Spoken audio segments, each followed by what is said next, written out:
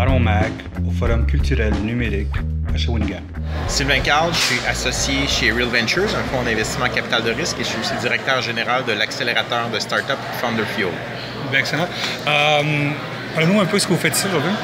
Pour moi, c'est intéressant de venir ici aujourd'hui pour comprendre un peu toutes ces industries culturelles. Je pense que ce qui est une des choses qui est certaine avec le numérique, c'est que ça touche tout le monde, ça a des impacts partout.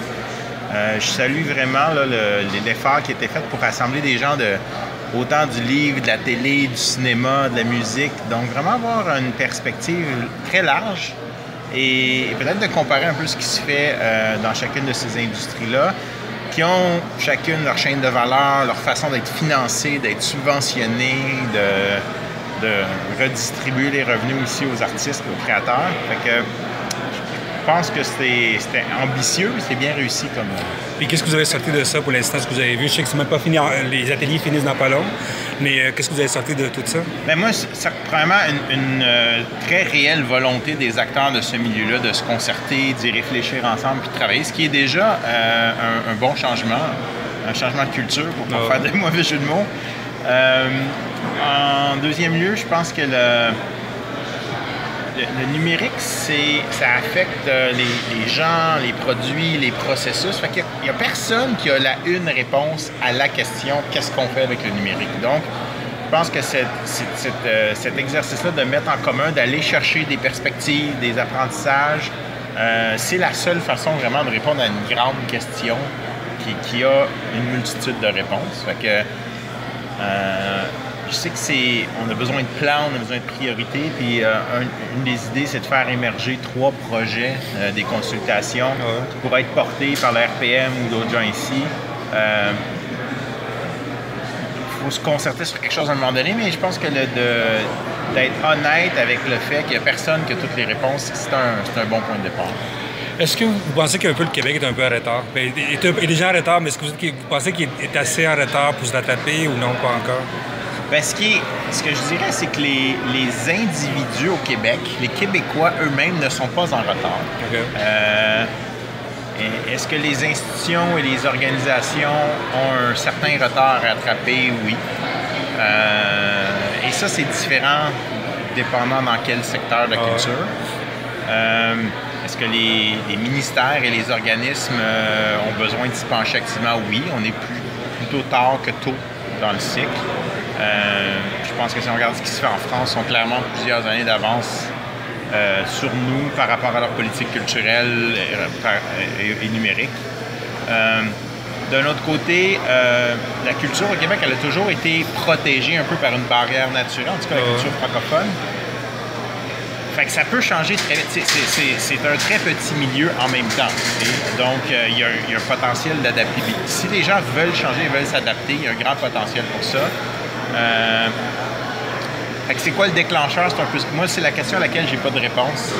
J'espère qu'aujourd'hui, ça peut être un des déclencheurs. Les conversations qu'on aura aujourd'hui et demain. Demain matin, on fait un panel sur le changement. Puis, je disais à la blague à mes panélistes, c'est-tu... on accepte le changement, on refuse le changement, on capote parce que tout change. Mais c'est le changement. Fait qu'on va parler de ça demain avec des gens de la musique, de l'industrie du livre et de la télé.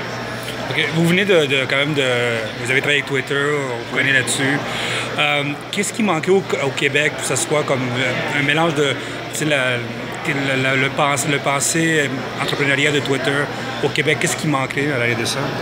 Je pense qu'il ne manque pas d'entrepreneurs. Si on a vu ça, c'est cool. Je pense que des fois, on manque un peu d'ambition.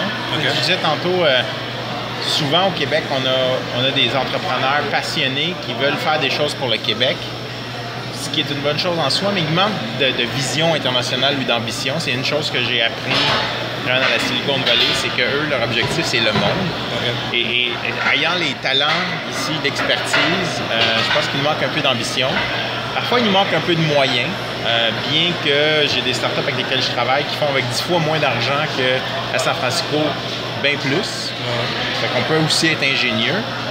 Fait que je dirais, je pense que de se projeter dans le monde, de se comparer aux autres, pas pour se dénigrer, mais pour s'évaluer puis pour dire, ben, on faisait l'analogie du soccer ce matin, du football. Tu sais, si tu veux être en finale, ben, tu sais c'est qui les meilleures équipes et tu sais comment ils jouent. C'est à ce niveau-là, il faut que tu performes. Je pense que comme industrie, c'est un benchmark, une barre. Moi, je pense qu'il faut mettre la barre très haute et faire les efforts pour être à ce niveau-là. Mais malgré que la langue française, vous pensez qu'on pourrait, comme avec la langue française, être à l'international, comme en Afrique?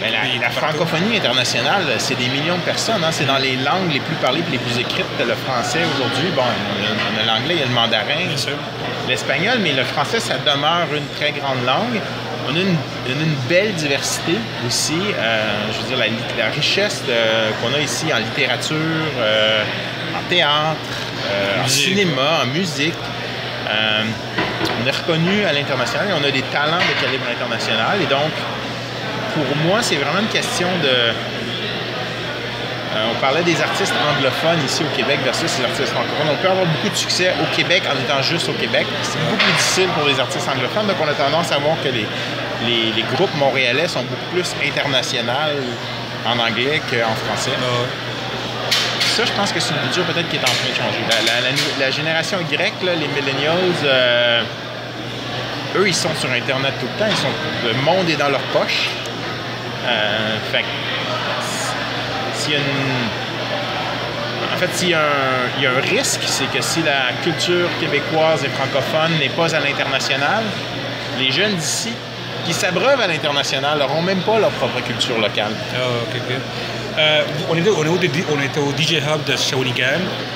Moi, j'ai parlé avec le responsable de la chambre de commerce de Shawinigan, puis il m'a dit que ceci existe à cause d'une politique, une volonté politique de Shawinigan. Oui. Est-ce que vous pensez qu'on devrait créer de plus en plus des affaires comme ça à travers le Québec?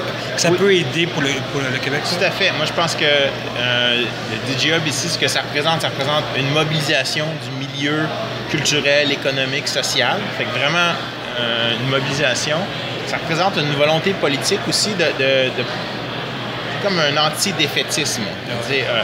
Les usines sont parties, l'industrie qui faisait vivre une grande partie de la population n'est plus là. On peut se plaindre que c'est parti ou on peut faire des projets pour avancer, pour aller plus loin. Fait que je salue vraiment l'initiative d'ici.